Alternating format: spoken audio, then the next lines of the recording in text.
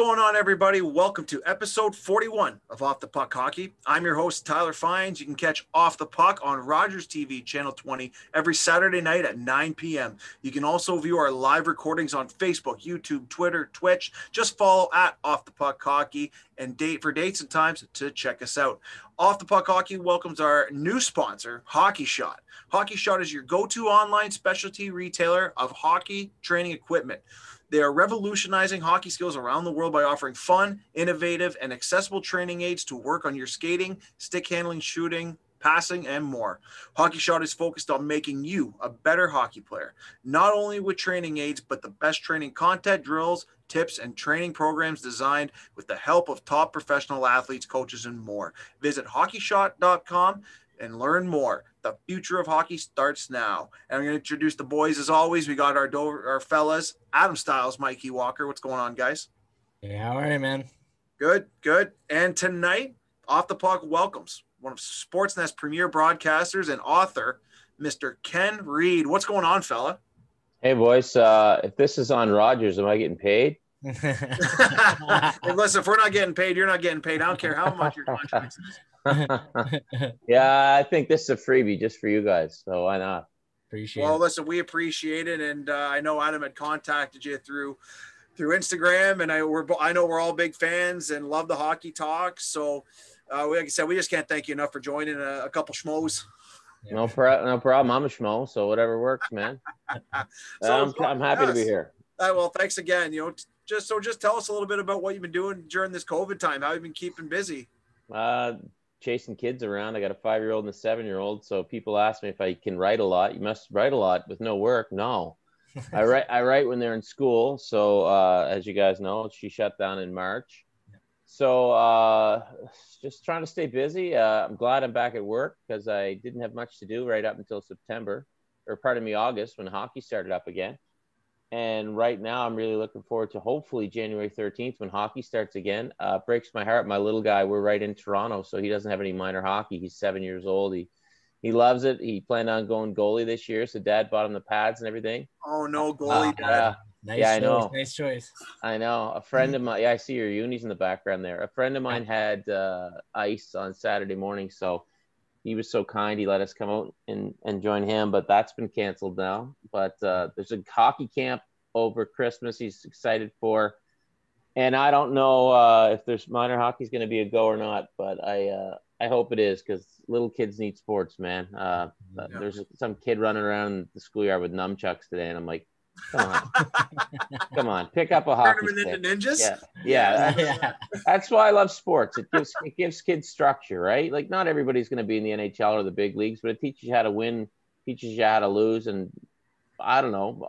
Most guys I played hockey with or baseball with didn't run around with nunchucks. So, let's get her going as soon as we can, as soon as we get everybody healthy again. So a couple questions. What camp are you going to? And second, how did your young guy decide he wanted to be a goalie? I don't know what the hell the name of the camp is. It's something local. I got an email about it. So I said, yeah, we'll do it. I forget the name of it. What rink is it out of? It's a Ted Reid Arena where they filmed Youngblood. Oh, yeah, absolutely. I know where Ted Reid is. Yeah. I skate at the Fort Performance all the time. That's our team. Okay. Okay. All right. So there you go. So we're not so we're by Ted Reid, and he's actually decent out, but he's got my genetics, so he's not going to be that good. But I think probably whatever attracts every kid to goalie, right? I think every kid wants to try it. It looks like a glamorous position. You get the cool gear. Adam, I take it you're a goalie, so yeah, sure. You could probably tell me more about that. But he's got a good glove because he plays baseball in the summer. Yep, that helps. And I'm all about different sports. So in the winter he can be all hockey. He's not quite there yet. He's still fooling around with the football and stuff, but we were baseball right up until November, so go season by season. So right now he wants to be a goalie, so I figure he can go for it. And I told him, if I'm going to buy the pads, you're going to have to play it the whole year because I'm not going to spend a couple $100 and, you use them once. So he seems committed to it, which is good. Nice. Yeah, that's kind of just like me. Ball in the summer, hockey in the winter, goalie. Yep. Didn't make my better goalie though. Maybe get him in the lacrosse or something. Yeah. Parents said the same thing. Yeah, equipment ain't cheap. So yeah, you better make this decision because you're not turning around and saying you want to be a player after that. Exactly. But I was told by an NHL scout who was a once upon a time goalie that so many goalies have trouble catching now because all they do is play hockey year round. They don't play baseball in the summer. Yeah. So I'm adamant that you don't play certain sports year round, and by certain I mean all of them. Yeah. After my son's first year of minor hockey, he was asked. I got an email from a guy asking him for my young guy to play in a summer spring tournament, and it was worded, oh, it's just casual, blah blah blah, and I just responded with one word. First off, it was kind of creepy because he's like, I've been watching your kid, and I'm like, he's 5. What do you scout my kid? What do you scout? Probably me. Yeah, what do you? Yeah, I swear to God, like there's a good chance, like 99%. Yeah, I've been scouting your kid doing spring hockey stuff. Yeah, I've been scouting your kid. He's 5. And I'm like, and so would he like to play? And I responded, no. And he wrote back, any specific reason? I go, because it's May. No. So if you guys are all into spring hockey, if you're into spring hockey, if you're into summer hockey, boys, give your head a read. Yeah. Calm down. Yeah. Chill out a little. Yeah. I agree with you. I absolutely agree. You hear most of the players now in the NHL and stuff. Yeah, they're multi-sports all the way growing up, lacrosse, baseball, football, whatever it may be. Well, what's crazy during this whole COVID thing is this generation, the younger guys grow up playing all the time. This is the longest some of them had ever gone without ice, right? I mean, we were talking maybe 2-3 months, which for me when I was a kid, that was the norm. You'd finish up in maybe mid-April. There'd be a hockey school in August that you were super psyched about. But as soon as April ended, you might play a little road hockey, but you probably played baseball, golf. And I think that serves people really well, as opposed to just playing year round. You not only get burned out, but you're getting your hips operated on when you're 24. I don't think we need that. Yeah, no. So talk about yourself a little bit growing up. You grew up out east, did you not? Yeah, grew up in Nova Scotia. Loved it. The old idyllic childhood, small town, Pictou, 4,500 people. You knew everybody. You played hockey, you played baseball, you played golf. Some people played tennis. I didn't. I was the guy who golfed. You played soccer till I was blackballed by my head coach. Scored too many goals. Yeah, no, I was the keeper. Nice. Yeah, I still hold a grudge. But it was great, and I loved hockey for as long as I can remember. It's just something I always did and always wanted to do. And wanted to talk about. And when I realized I wasn't good enough to play in the NHL, I still wanted to talk about it. And my dad said, the guys that go to the commentators, they get in for free. So the light bulb went on, and I said, I guess I'll be a sports broadcaster. So that's kind of what got me here. So how did it all start for you getting into the broadcasting? Like, who gave you your first shot, kind of deal? Yeah, so went to school, took the journalism degree, all that stuff, and did you do it that out east, or where did you go to school? Yeah, I went to school at UMaine. Okay. Did the games on the radio. Got out of school, and like anybody else who goes into media, you don't know what the hell you're going to do because there are no jobs. They say that now, and they said that back in 1996 as well.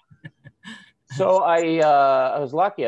My dad was living in Halifax, and the junior A team in town, the Dartmouth Olin Exports, they needed a play-by-play guy because they did one game a week on Channel 10 for free because their guy was going to do Halifax Mooseheads. So my dad knew the guy that owned the station. I went over and I said, I can do play-by-play. And they thought, great, we're volunteer-driven. We got a guy who's actually done it before. So I started doing that. I was doing play-by-play. Some guys on the team grew up playing with my brother, my buddy Mike Sim. He was the captain. And my buddy Gooch from at McGillivray, he was on defense. And I did that for a few months. Then they hired me as a part-time news reporter. Okay. So I did play-by-play and news for about 3 years. Realized I couldn't probably live the rest of my life making $8 an hour.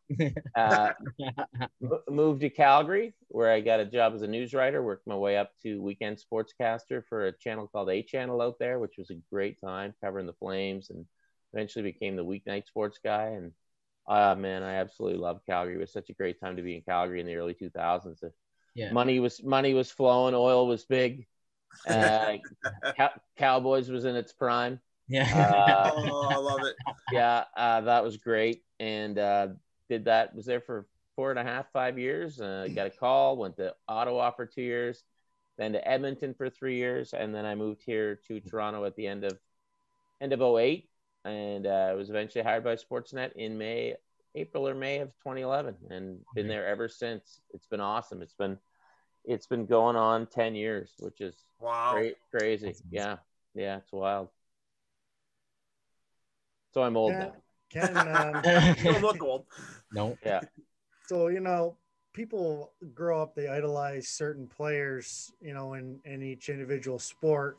Going to your broadcasting, who was kind of your idol when you got into the play-by-play?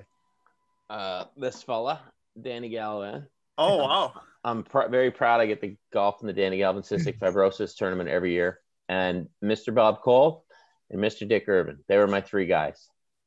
And I loved Bob Cole, Danny Galvin, and Dick Irvin as much as I loved Wayne Gretzky, Guy Lafleur, Mike McPhee, Shane Corson.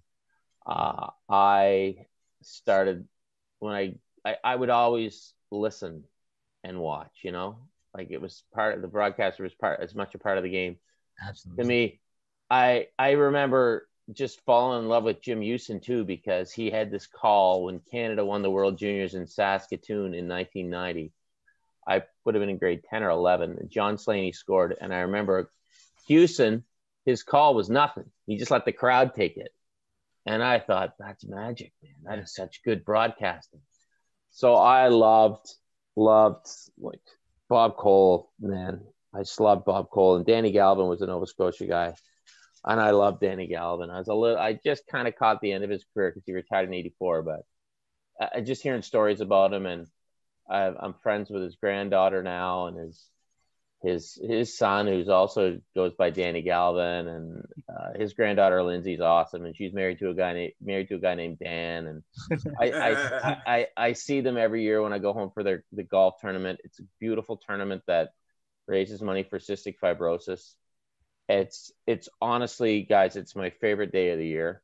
And I get to get up and do a little shindig. I introduce the celebrities. And by that, I mean, I just carve everybody in the room.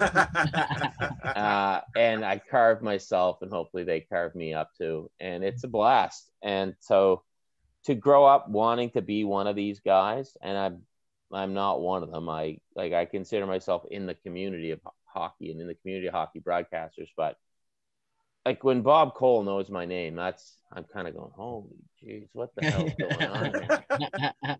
Hello, Ken, how are you? I'm like, I'm good, Bob. How are you? But Bob's awesome. He's just a regular guy from St. John's, or St. John's, as he would call it. And I mean, Paul Romanek lives a couple houses over from me. Oh, seriously? Wow. Yeah, Paul. I'll see Paul around. He dropped over a week or so ago to give my kid one of his Hockey Superstars books. Oh, nice. And I'm going, I used to read these books. I took the pictures out of these books and put them on my wall. I remember those. Yeah, they're the best. So they were. That's right. Yeah, my son fills them out. And Paul, I forgot about those. Paul's It Is Over call at the 94 World Championships was epic to me.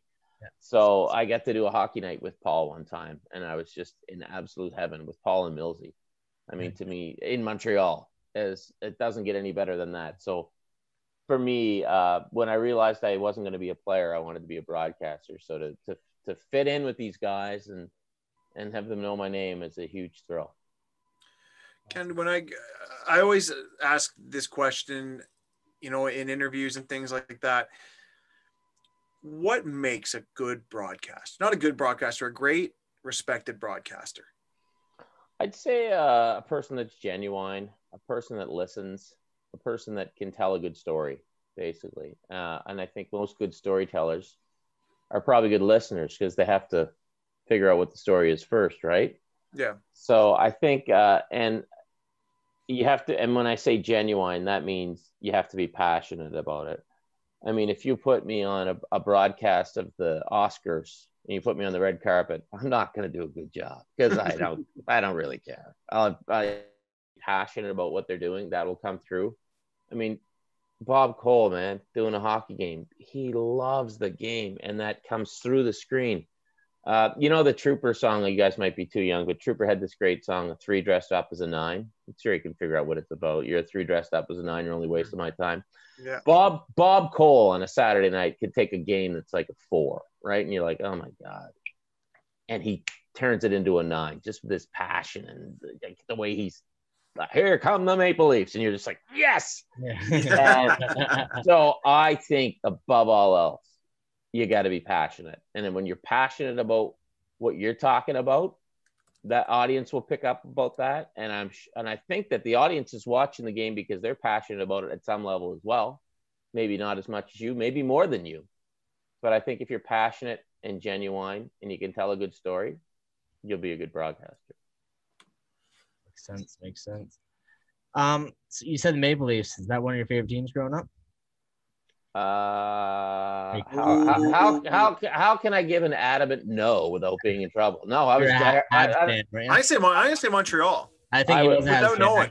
I think I read that. East Coast man. East Coasters love the Habs. I was a diehard Montreal Canadiens fan. I used to make my little sister dress up in jogging pants and wear a hat. And you look around this room and there's lots of stuff. There's lots of Montreal Canadiens stuff. I was a diehard Habs fan, like just crazy. Game 1 of the 93 finals, me and 5 guys jumped in a van and drove 13 hours to Montreal. Bought scalper tickets. And if you can believe this, scalper tickets, the Montreal Forum, Game 1, 93 finals, LA with Gretzky against Montreal, $100. No way. From the scalper. No way. Yeah, we were way up there. And Edmonton was winning handily with like 8 minutes to go. Some of the guys are going, let's leave. And me and my buddy Sandy Mackay, God bless Sandy Mackay. I wouldn't be here if it wasn't for Sandy Mackay. We're like, no, Gretzky's on the ice. We're not going to leave if we can watch Gretzky. So, diehard Montreal boys. Montreal. And you mentioned, I missed a few, but Corson, who are some of your favorite players? Corson, Richer, McPhee, Lafleur, in no particular order. I love Mike McPhee because he was a Nova Scotia guy. Nice. And I thought, man, he used to play in the rinks I go to. So that was huge. Love Richer because he was a sniper, man. French-Canadian sniper for the Canadians. Yeah, and right. 14, 15 years old. I love the way he shot off his back foot. Like, I just loved his slap shot. He had a cannon. I love Corson because I first heard of Corson at the 85 World Juniors. And so I'd pretend to be Shane Corson. And I love the way Shane, speaking of passion, right? Yep. Shane played with passion. He'd score, he'd fight, he'd do anything. Did it all. And I mean, Guy Lafleur, you got to love Guy Lafleur. And also, I adored Mats Naslund. I loved Mats. There's a good one. Mats was he was a little tiny guy. He was like a tiny Swedish fella in hockey in the 80s where it was pretty violent. So, I mean, it's funny. Like, he didn't fight, but you had to be tough because the abuse you'd take. I mean, I could go on and on. I loved Chelios on the point. I loved Craig Ludwig, Carbonneau, you know, and any Habs from about 85 to 92. And I give Guy honorary status in there because he retired in early 80s, early 85 or late 84. I want to say late 84. Yeah. Did it break your heart to see Patrick go? No, early 85 because I'm thinking of my hockey cards. Yeah. Oh, the Patrick Waugh trade. That is the curse of St. Patty. That team. That team has not been the same since then. And it's funny, we're reliving the course on Sportsnet Central last week or December 2nd, I believe it was. And why they threw Mike Keane in that trade, I'll never know. Like, Mike Keane is everything you want in a hockey player. He's that Shane Corson type, right? Heart in his sleeve. And they're like, yeah, we'll throw Mike Keane in the deal too. Come on. The Habs haven't been the same. Sweeten it, right? Yeah, haven't for Colorado. Yeah. They have not been the same since. Awful trade. Working for Sportsnet, do you really, you're one of the premier broadcasters out there.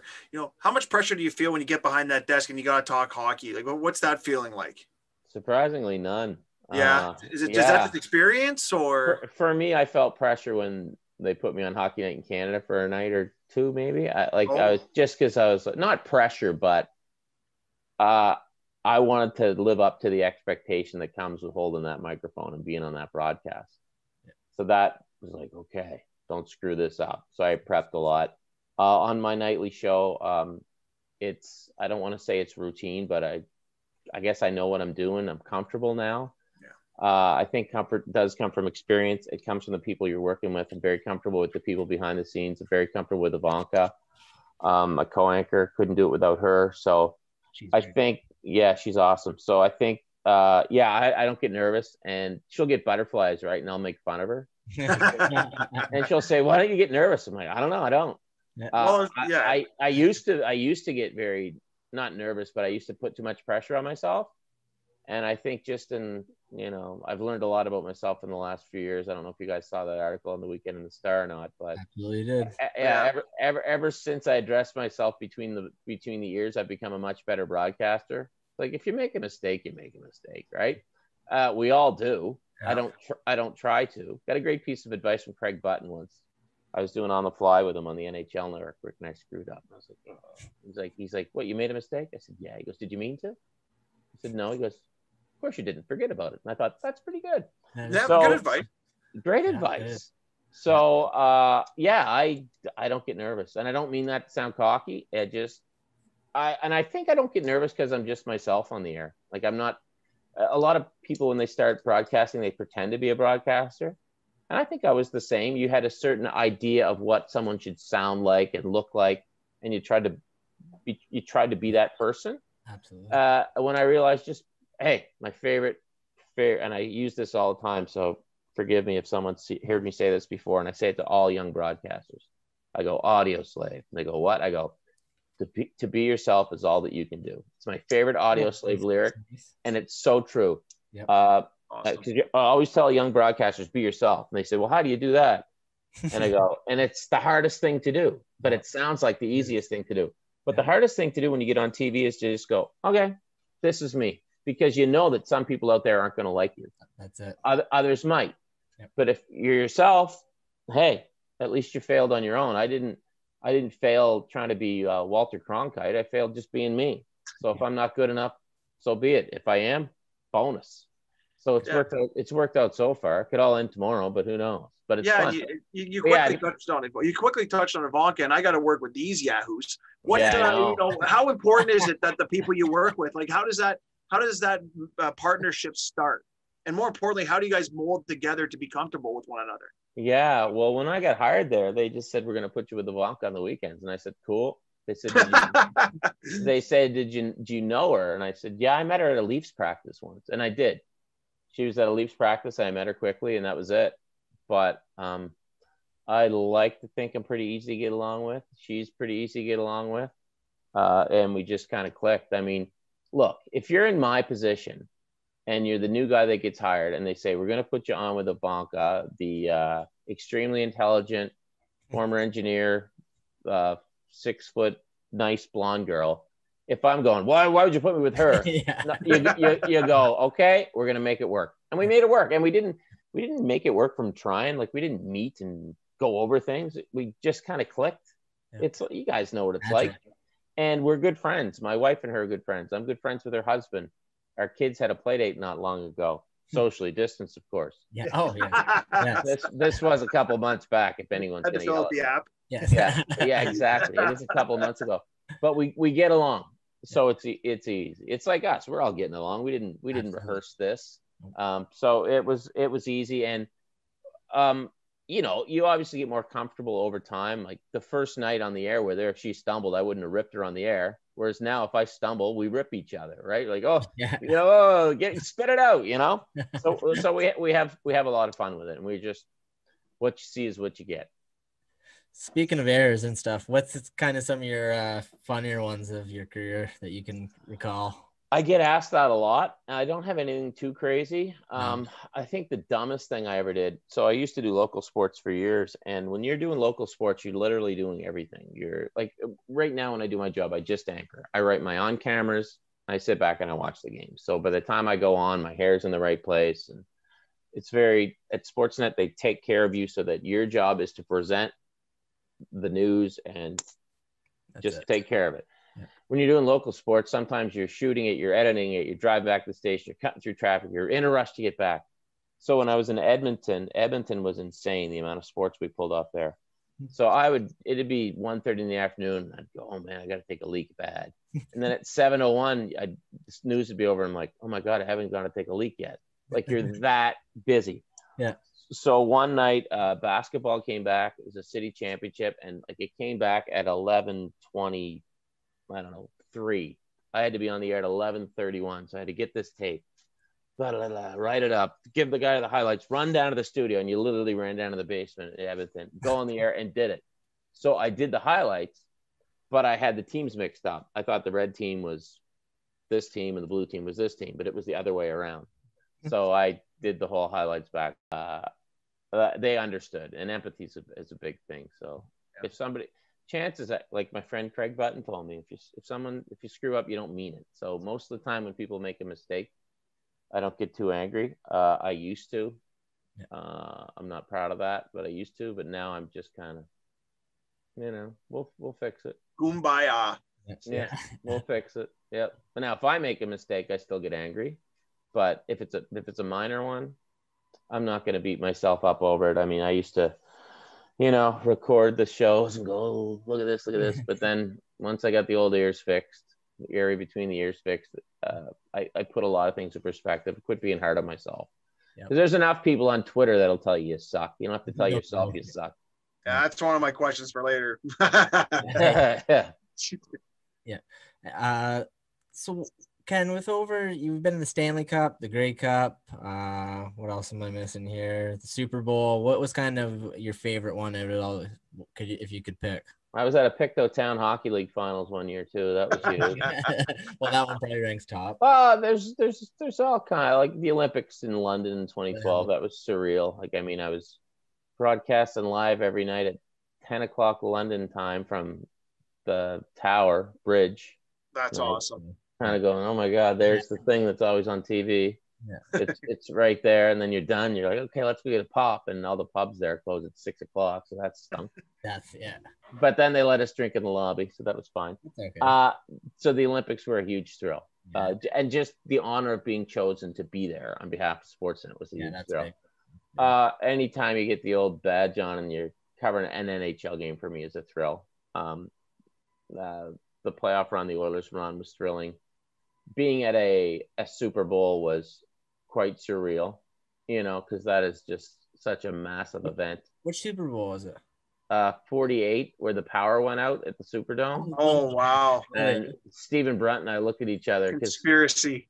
Yeah, I mean, we're in 100%. There, and we're in a windowless room in the basement of the Superdome, because you'd only go up. There's only so many areas for media to watch from the stands. Yeah. And I think I was more fun than the Super Bowl. Wow, the Super Bowl is like going to the ball, and the Grey Cup's like going out in the backyard with your buddies, having a few. And I'm more of a backyard with your buddies. Yeah. So the Grey Cup is super accessible. Fans from all over Canada, and they're all there to have fun. Like, no one's there to not have a good time. So I totally enjoyed all the Grey Cups that I got to experience. And I mean, I've also loved just doing highlights of a high school game. I remember I was at a game in Calgary. The kid hit a buzzer beater for the city championship. I didn't screw those teams up, and it was awesome. Interviewed him, put him on TV. He was a hero for a night. Probably something you'll never forget. So I've been lucky enough to cover a lot of cool things and things that people may not mean much to people on a resume. Covering the Calgary City High School basketball championship, but it was special to be there. Yeah, absolutely. Well, Ken, how much like, you go to these events, Sig Grey Cup, how much prep work do you put into what you're going to say, where you're going to be, and just memorizing players and certain plays that they had throughout the year? Quite a bit. You do a lot of research. So if something happens, it doesn't catch you off guard. Luckily, we have a lot of good stats people that help us with that. I mean, every night when I go on the air to do a game, if I'm doing highlights of, say, Montreal and Boston, I have a stat pack before the game that I can read of what's going on. So if I'm on the air and appear to be an idiot, it's the fault of no one but my own. So it's all there. But yeah, you do quite a bit of research. It's funny too, as you get going, you realize that you're kind of researching during the day anyway. Like, I'm always reading the papers. I always have Fan 590 on. So it's always in your brain. But yeah, when you go to a specific, like, say I'm going to cover a specific game, and I usually don't have to, because as an anchor, they don't send me to too many places. But let's say they send me, I don't know, to Chicago to cover like the Blackhawks and the Canadians. I'll, watch both teams' previous games. I'll read up as much as I can. So you do quite a bit. I guess in those situations, I would call myself kind of an over prepper. So there's more going on in case things go off the rails, so you're prepared. And then the morning, and the morning skates are awesome. When you can be in there and just take a guy aside and say, hey, did you play with so-and-so? Oh yeah, that guy. What's he doing now? And you get your little sidebar story. So if I'm lucky enough to be a rinkside guy, which I've only done a few times, that, you know, you can do a spiel. Scott Oak and Kyle Bukowskis are the best at it. They know everything about everyone. So yeah, the guys in the field do a heck of a lot of prep work. Yeah, I bet they do. Well, I wanted to quickly touch on your book behind you there. You got the one to remember. When did you know that you wanted exactly? When did you know you wanted to be an author? Like, when did that kind of kick in that I want to write about some of this and not just talk about it? I always wanted to write a hockey book. My brother and I always talked about it. When we were kids, we devoured the things. I still don't consider myself an author because authors are smart. Authors know, that's questionable. But authors know the meaning of big complicated words and stuff. But like I told you guys off the top, I consider myself a storyteller, and I guess the books are just another avenue with which to tell the stories. I don't even know that's proper grammar. But and I'm telling stories for the most part of guys that people don't hear about, but I think stories deserve to be told. And that's something I enjoy doing. It's kind of going a little bit off the beaten path. And I love talking to guys who don't get interviewed all that often because they often have a lot to say. But yeah, I always knew I wanted to write a hockey book. I didn't know how or why or what about. But when I got to Sportsnet, I got a platform where I could call guys and say, hey, this is Ken from Sportsnet calling, as opposed to this is Ken the clown calling, and they'll listen. And the hockey guys are really generous with their time. They would have listened if I'd called without being from Sportsnet anyway. But thank you, Sportsnet, because it's an automatic street cred. So my first book was about hockey cards I collected. I wanted to know what the guys on the cards thought of them. So started calling numbers, and now I got this one to remember. It's about guys who scored a single NHL goal. And believe it or not, there's about 375 guys who scored one goal and one goal only. There's 1,500 guys who skated in the NHL who never scored a goal of the entire of the 6,500 total. So I think even getting one is pretty special. So that brought us to this book. Nice. How many goals did what's his name get that was on here the other day? Friggin' Johnny Boy. How many goals did he get? Did he get one? Johnny Boy? Was he on there? What's his name? Yeah. No, not Vandenbush. Not Vandenbush. Oh my God. Mrazek? Huh? Mrazek. I don't think he scored in the NHL. I think he got one. I thought John Morasti. Nasty Morasti. No, he never played in the NHL, but it's awesome that you had him on. That guy's a legend, man. I thought he got a game or two. I thought he had to get a couple games. No, he got in some exhibition games with Columbus. He played in Syracuse in the American League, LNAH a lot. Is he running those Tim Hortons now? No, he gave that up. Did he? Much. Yeah. Okay, yeah, he's legendary, man. I don't know if you guys know this, but I'm a huge hockey fight fan, so I've been watching his LNAH fights for years. So yeah, Nasty Morasti, legend. Yeah, he was fantastic. Not as good as you've been, but he was really good. Yeah, tell him that and you'll get punched in the head. Yeah. So you write this book about all these guys. Is there one story that stuck out to you out of the book that you're like, I want to talk about this one because this is so intriguing? Well, I don't know if there's one that stuck out, but there's a few that made me go, yeah. Like when I was one made me go, what in the name of Funk and Wagnall's encyclopedias is going on here? Because the guy told me his story, and the whole time I was listening, I go, this can't be real. This can't be real. You scored a goal, you had 4 points in 3 games, and then 2 weeks later you were stabbed in a bar, and you never played in the NHL again. What's going on here? Wow. But it's real. Talked to one of his teammates. He's like, oh yeah, legit. That happened.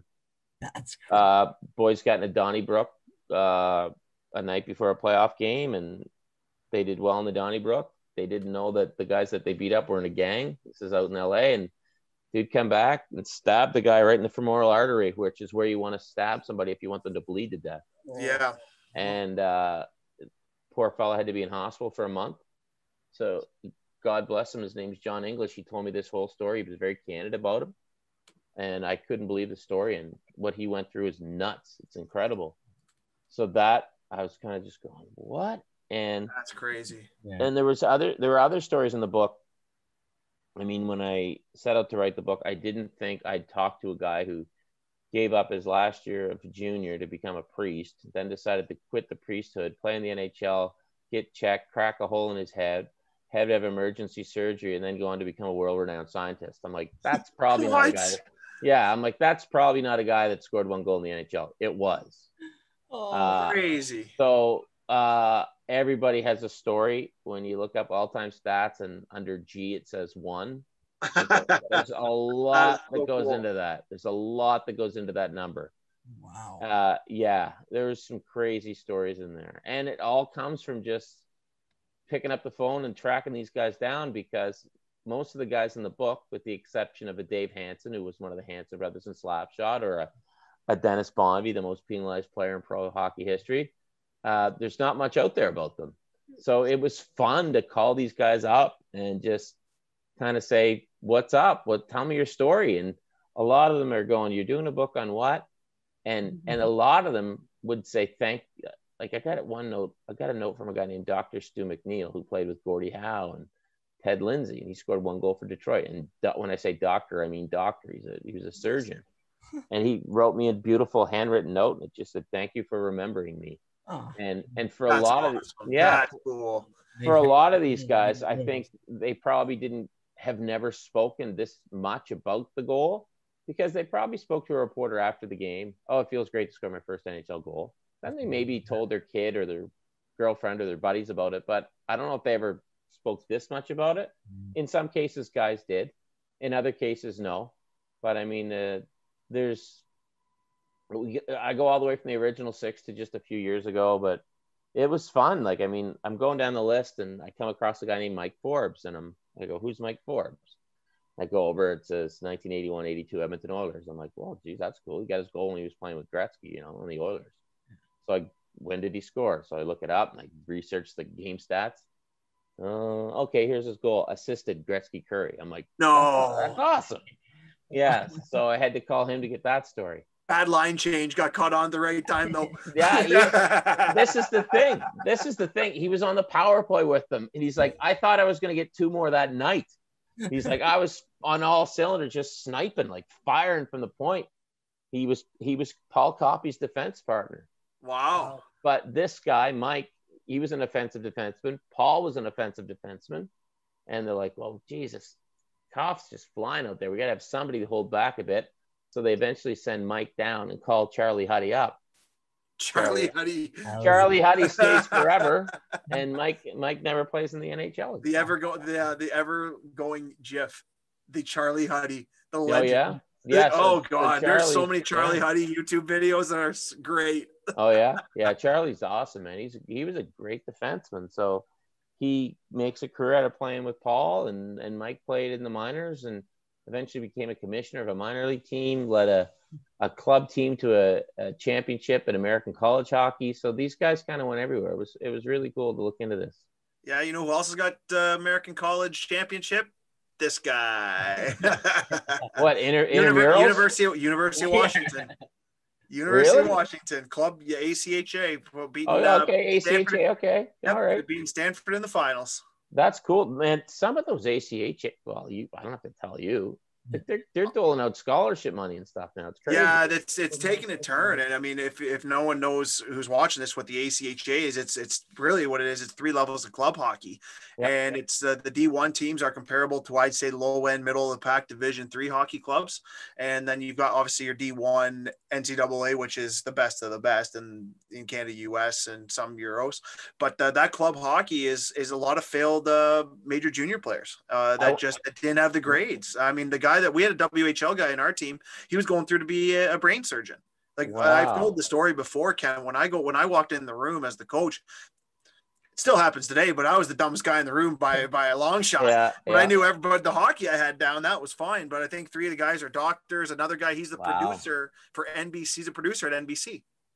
Jesus, how the hell is this show not on there? Yeah, right. Oh yeah, because he's seen it. That's why, right? He's watched the show. That's He understands. Awesome. Well, it's funny. I honestly went down a rabbit hole, Tyler, about a month ago, just looking at all these club teams, and I'm going UCLA, San Diego State, University of Texas, Played them. Georgia. They're everywhere. Didn't play right? Georgia. No, yeah, Idaho. Yeah. Idaho, Utah. We played against San Jose State, who was unreal. And there's an ACHA, there's not really an age rule. So some of these guys were 25, 26 who had played in the coast and just wanted to go to school. Right. So we go down there and roll in, and we're in the D2 level because a lot of D1 teams aren't good enough to play it. If you go back east, not enough kids, right? Yeah. So there are some unbelievable hockey players out west that just never got a shot, and that was their only option. Right. What got me down the rabbit hole was I wanted to know more about Arizona State. Right. Arizona State was awesome. Beautiful school, beautiful campus. The year that we went, unfortunately, was the 1 year they didn't have a team. Oh, wow. It was the 1 year that they just couldn't feel it. And then all of a sudden, 4 years later, when I'm gone, they've obviously got the D1 program. And what, like a top 15, top 10 D1 program? Well, who doesn't want to play at Arizona State, number one? Like you get that call, you're going to school there, right? Well, I don't care about playing hockey. If they ask me to go there, I'm going for other reasons. Yeah. Oh yeah, 100%. Even when we were at Cal, we went to Cal, UCLA school. I mean, there's and it was packed. They came. The students came out in droves. It was a great experience as a coach, and winning an event, it's unsanctioned. So guys are bringing 2-4s into the rink. As you should.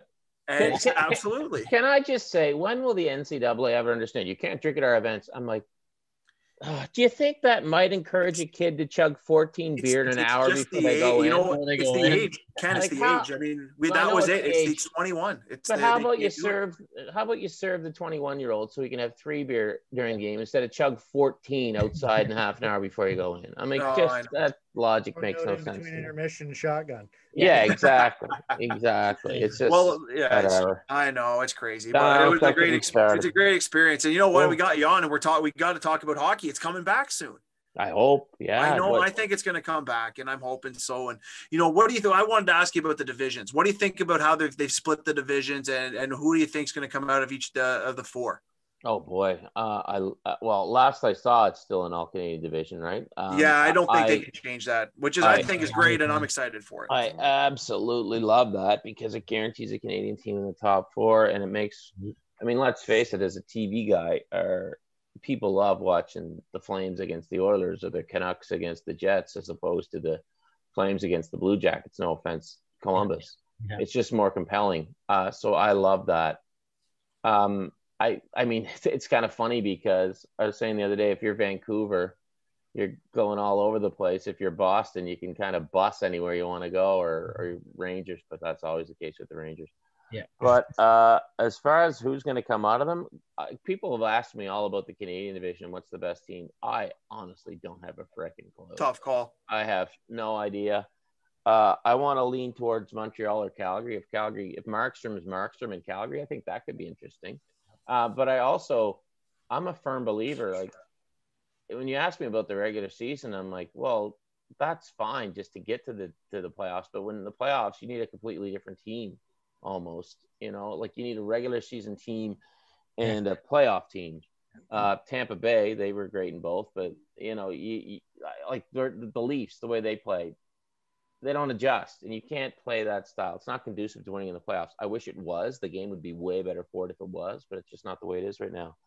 But I'm not answering your question. Okay. That's all right. Who's going to make it out of each division? Yeah. Give me Calgary. Let me see. Let me go out west here. Vegas. Let me go back to the middle here. Give me. Oh boy. The middle's Central's tough. Central. Tough. I'm going through my head in the Central. No, Nashville's way past their prime. Maybe is Columbus in the Central? Yep, I believe so. Yeah. Okay, give me Columbus, and then give me. Oh boy. Which division's Tampa Bay in? Are they going to be in the Metro? The Florida teams are kind of. Yeah, I think they're in the East. They're Tampa. I think I think it's Tampa too. I think. All right, so give me Tampa. Yeah, okay, there you go. I think You guys got anything different over there? Styles like, I want Colorado. I want the Leafs so bad. Well, yeah, obviously Leafs, but Colorado. I like Colorado to come out of. Yeah, there's a good pick actually. Yeah, Colorado. Yeah, I think McKinnon's the best player in the game right now. Absolutely. Oh wow, big bold statement. Him and his buddy from Cole Harbor. I'll give them a tie for top spot. Every time he does it, they tell me the proper term. I just call them the straight crossovers that Nate does. That is just fantastically good. Just burning. Yeah. Sick. My goal of the year was McKinnon, left-handed shot, cutting off the top of the circle in the playoffs and snapshotting that into the corner. I don't care about the deeks, the dangles. When he came off that corner and stepped into that, it's just you're just you know what I love about basics, McKinnon? Baby, basics. Yeah.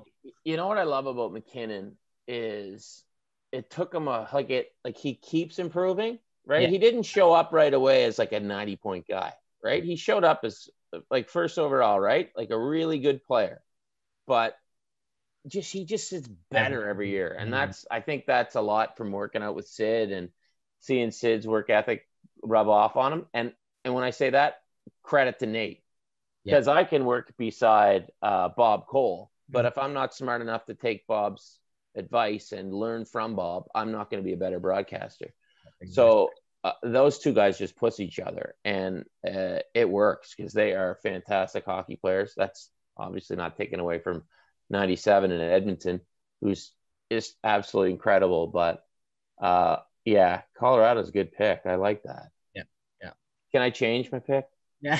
Yeah, absolutely. Okay, I'm going Colorado now. Change it. Love it. I don't even know who I picked before. Who did I pick before? The Columbus. Vegas. Oh, screw Vegas. West. Yeah. Yeah, let's go with Colorado. I like that pick. Hey, Ken. So we had Ryan Leslie on our show. He's a hometown Port Dover boy, like me and Mike. So Port Hope or Port Dover? What's that? Yeah, me and Mike. Yeah. That's the Port Dover Sailors. Yeah, the Sailors. He's actually Mike's the head coach of them. Yep. Did Leslie trash talk me? No, he kind of took it easy. He just asked me to bring up any stories. He just basically said you guys always carved each other in different ways and then would post it or do whatever. Yeah, and people think it's real. I'm like, if I really dislike the guy, I don't think I'd publicly make it a thing. Yeah. When people don't get Carvin and chirps, I'm like, I can't be your buddy. Right. Like if you don't get that, then you don't get me. No, that's exactly part of you. Yeah. Speaking quickly of hold on, Adam, just hold that. Speaking of Leslie, because you'll like this. Speaking of Leslie, rank his Ron McLean impression on 1 to 10? His Ron's like a 6, but his Peter Loubardias is a 10 out of 10. He does best Peter Loubardias I've ever heard. Jeff Merrick played it. He didn't know it was doing it, but Jeff Merrick told him to leave a voicemail message on there. So he did like some Ron McLean writing to Merrick's voicemail, and he played it. Really? Yeah, Jeff's kid skates at our rink, and he said he would. And he followed through. It was so funny. Ryan's impressions are amazing. His Peter Loubardias is like the best. He cracks me up. He does a good RJ Broadhead as well. Oh, really? He can do pretty much everybody. I wish he'd do me. No one's done an impression of me yet, and I don't think that's because I'm not good enough to have an impression done of it. Impression is the sincerest form of flattery. So if somebody wants to get their eyes real beady and get their skin real white and starts talking with a squawky maritime voice, by all means, do it. You brought up some story about you guys were in some bar in Nashville, and who knows what you're up to, but he got I wasn't there. Yeah, he got the band to sing Ken Reid Sucks, I think it was. Ken Reid's a bum or something. Ken Reid's a bum. Yeah, he tweeted that out. Yeah, he did. He got the band to sing Ken Reid's a bum. Yeah, that was very good. I'll give him credit for that one. He's like, they taped and recorded it, and he's like, who knows if they even still have it today. Oh, I saw it. It was good. Yeah, I know who he was there with too, but I'll save that for public consumption. Yeah, exactly. Yeah, it was good. Yeah, he's a beauty. Like I love that stuff. Like keep doing that. It makes it fun. Yep, absolutely. Tim and Sid and I do the same thing, right? I'm always. Oh yeah, they're great. I love them. Yeah, I'll give you a scoop. I got like I love their memorabilia in the background. So I had a guy, Watson McDonald from Pictou. It arrived in the mail the other day. The Pictou Golf and Country Club Juvenile Championship Trophy. My name is on it as the 1990 champion. So I'm gonna bust into Tim and Sid's studio while they're not there and put it in the background somewhere. Are you what Biz Nasty would say is a sandbagger? Sandbagger, part of the Sandbagger Invitational? No, put it this way: I am no sandbagger. I don't lie about my handicap like Biz does. Biz is surprisingly good. Like, for as ugly as his swing is, he's a good golfer. He always ends up being good. And I have to say, wonderful guy. Like, just awesome dude. Yeah. But again, most tough guys are, because as Brad May told me, of course, most tough guys are not. Well, Ken, we're a little bit over, but I wanted to touch on this no matter what, and just say how important it was to read your article on the weekend about mental health and battling with it. So, you know, from someone who's struggled a little bit with it myself, and just knows a ton of people that have done that. You know, thank you from the bottom of my heart for having the bravery to do that and put it out in the public forum like that. Thank you. I guess it's been 9 or 10 years since I started going to a doctor. And for years, like I'm talking like 20 years, man, like 15 to 35, basically just a mess. And a mess in different ways at different times, depending on your age. Shy, embarrassed, all kinds of stuff, which is ironic given what I do for a living. But my wife, just one day, she's like, okay, I can't take this anymore. You have to go see somebody. And good for her for telling me that.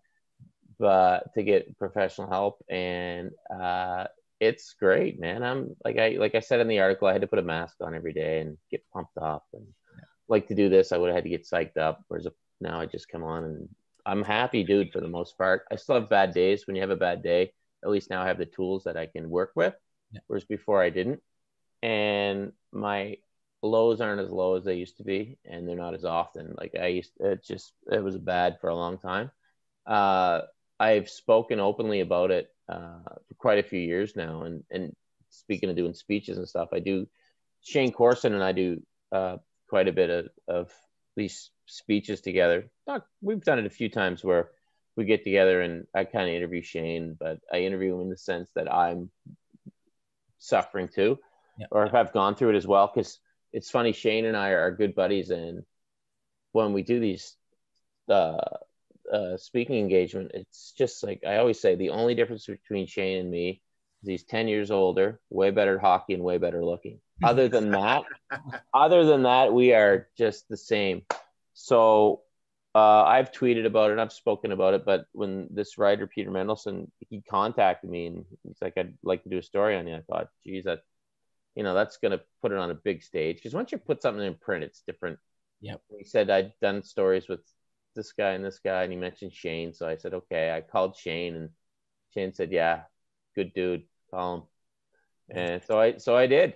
And it ended up going in the Toronto Star. So I'm like, wow, that's kind of a big publication. It's not a big paper or anything. No one's going to see this. Yeah, I'm like, okay, a lot of people are going to see this one. So the reaction's been nothing but positive, which is very nice.